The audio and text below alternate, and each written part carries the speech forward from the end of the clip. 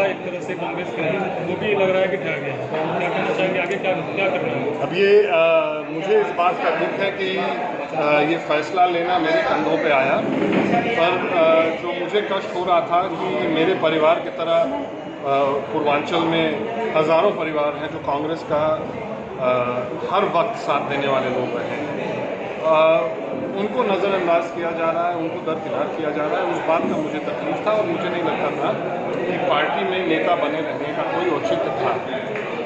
क्योंकि आपके परदादा भी थे और उन्होंने वो केंद्रीय मंत्री भी रह चुके हैं, रेल मंत्री भी रह चुके हैं, काफ़ी उन्होंने विकास कार्य किया, तो इसको किस तरीके से देखते हैं? क्या भाजपा में आपके लिए कोई संभावना है?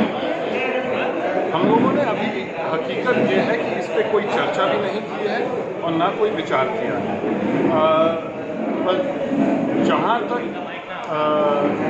आगे का जो फैसला होगा वो जब तक मैं इन सारे लोगों से संपर्क नहीं कर लेता हूँ, उन सारे लोगों से राय नहीं ले लेता तब तक मैं कोई फैसला नहीं लूँगा। मैंने तत्कालीन पसंद क्या होगी? पहली पसंद आपकी क्या होगी? नहीं, कोई पसंद नहीं है। मैंने किसी तरह के तत्कालीन लाभ के लिए फैसला नहीं लिया। ये फैसला उस परिवार को जोड़े रखने के लिए लिया है और उस परिवार के साथ आगे चलने के लिए लिया है।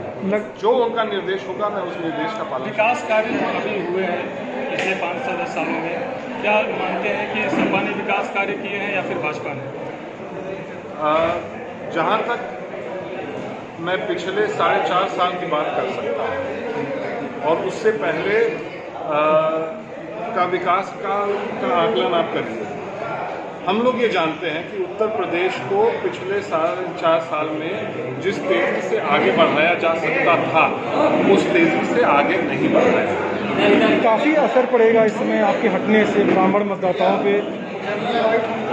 कांग्रेस पर इसका कितना असर पड़ सकता है? मुझे नहीं लगता है कि मैं उतनी बड़ी हस्ती हूँ कि मेरे हटने से या मेरे जाने से उतना बड़ा कोई प्रभाव पड़े।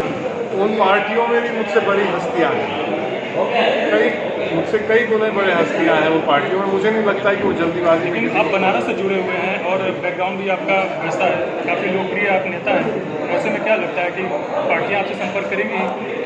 वो तो स्वाभाविक है, और जब तक हम लोग आपस में चर्चा नहीं कर लेते हैं, जब तक एक रणनीति नहीं बनती है कि आगे हमको क्या करना है, तब तक हम लोग किसी से चर्चा भी नहीं। कांग्रेस मुझे इस बात का दुख है कि ये फैसला लेना मेरे कंधों पे आया, पर जो मुझे कष्ट हो रहा था कि मेरे परिवार की तरह पूर्वांचल में हज़ारों परिवार हैं जो कांग्रेस का हर वक्त साथ देने वाले लोग रहे हैं, उनको नज़रअंदाज किया जा रहा है, उनको दरकिनार किया जा रहा है। उस बात का मुझे तकलीफ था और मुझे नहीं लगता था कि पार्टी में नेता बने रहने का कोई औचित्य था।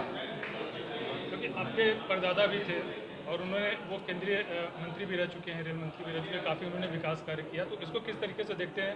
क्या भाजपा में आपके लिए कोई संभावना है?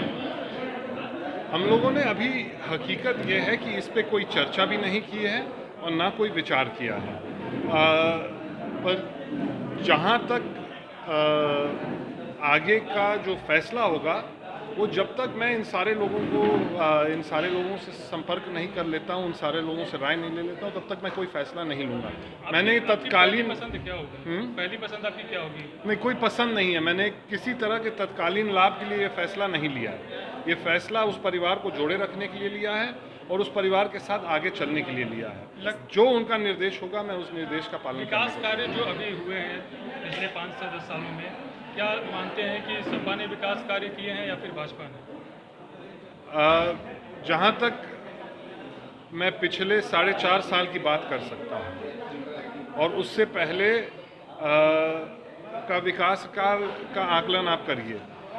हम लोग ये जानते हैं कि उत्तर प्रदेश को पिछले 4.5 साल में जिस तेज़ी से आगे बढ़ाया जा सकता था उस तेज़ी से आगे नहीं बढ़ाया गया। काफ़ी असर पड़ेगा इसमें आपके हटने से ब्राह्मण मतदाताओं पे।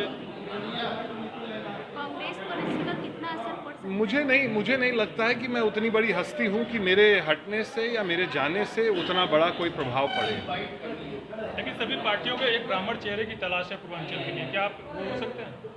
अब उन पार्टियों में भी मुझसे बड़ी हस्तियां हैं, मुझसे कई गुने बड़े हस्तियां हैं उन पार्टियों में। मुझे नहीं लगता है कि वो जल्दीबाजी में लेकिन किसी आप को बनारस से जुड़े हुए हैं और बैकग्राउंड भी आपका वैसा है, काफ़ी लोकप्रिय आप नेता हैं, तो ऐसे में क्या लगता है कि पार्टियां आपसे संपर्क करेंगी? वो तो स्वाभाविक है। और जब तक हम लोग आपस में चर्चा नहीं कर लेते हैं, जब तक एक रणनीति नहीं बनती है कि आगे हमको क्या करना है, तब तक हम लोग किसी से चर्चा भी नहीं करते। कांग्रेस को कितनी क्षति होगी 2022 में? ये कहना बहुत मुश्किल है। पहले तो ये देखना होगा कि हम लोगों ने जो पिछले साल 1.5 साल में पार्टी के लिए जो संगठन का काम किया है हम लोगों के द्वारा, और हर एक जोन में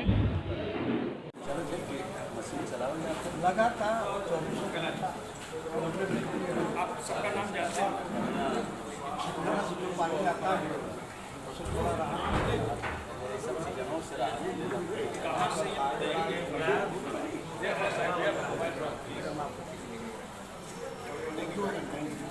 खींच नहीं रहे वीडियो।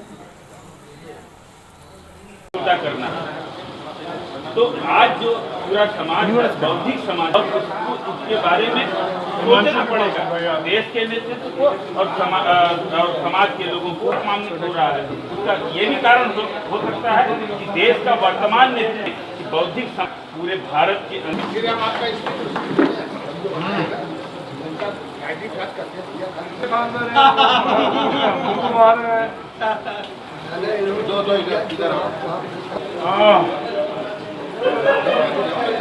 पाड़े जी, अरे आपको कुछ बोलिए।